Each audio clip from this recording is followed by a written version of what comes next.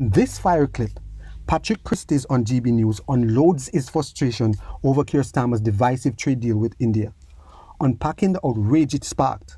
Let's dive into the politics and principles behind the controversial move by Labour. Before we get into the details, please like and share this video so that it reaches a wider audience. And don't forget to subscribe to our channel so that you won't miss when we upload a new video. The Prime Minister announced a bumper new trade deal today.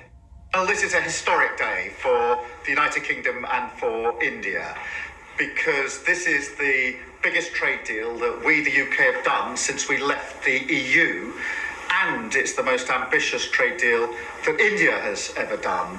And this will be measured in billions of pounds into our economy and jobs across the whole of the United Kingdom. So it is a really important, significant day.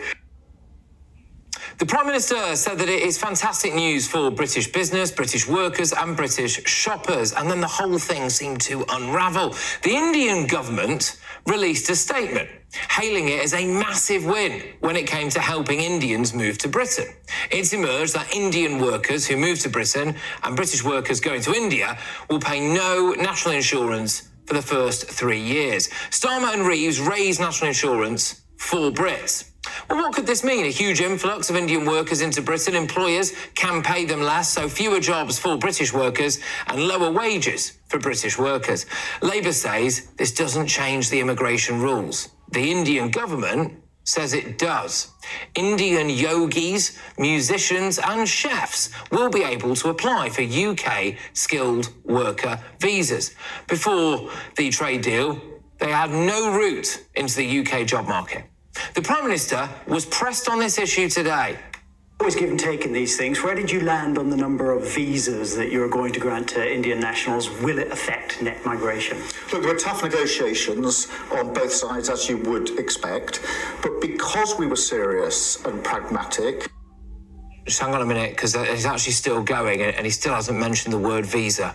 And providing the leadership to our negotiating teams, we were able to resolve the difficulties that have held this up for the best part of 8 years.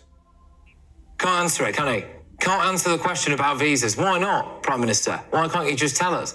The UK government claimed the agreement would add £4.8 billion to the UK economy and 2.2 billion quid in wages a year by 2040. This appears to have been disproved. It's claimed by one Tory MP that it will actually add around 0.1% to GDP and that the impact on GDP per capita will be non-existent. In fact, I can actually see a future where it costs us money. In 2020, more Indians overstayed their visa than any other nationality, 20,706 of them. In 2025, a report showed that 3,561 individuals of Indian nationality were claiming benefits in the UK. That's the fifth highest, I believe, of any nationality. British workers are being taxed more than ever before. Our Prime Minister has just allowed Indian workers to come to Britain and pay no national insurance tax here, and British taxpayers will pay for those who might end up on benefits. Keir Starmer is really pushing further and faster in destroying the lives of the British working class. Just days after Labour took a brutal beating in the local elections, Starmer doubled down with a controversial trade deal with India.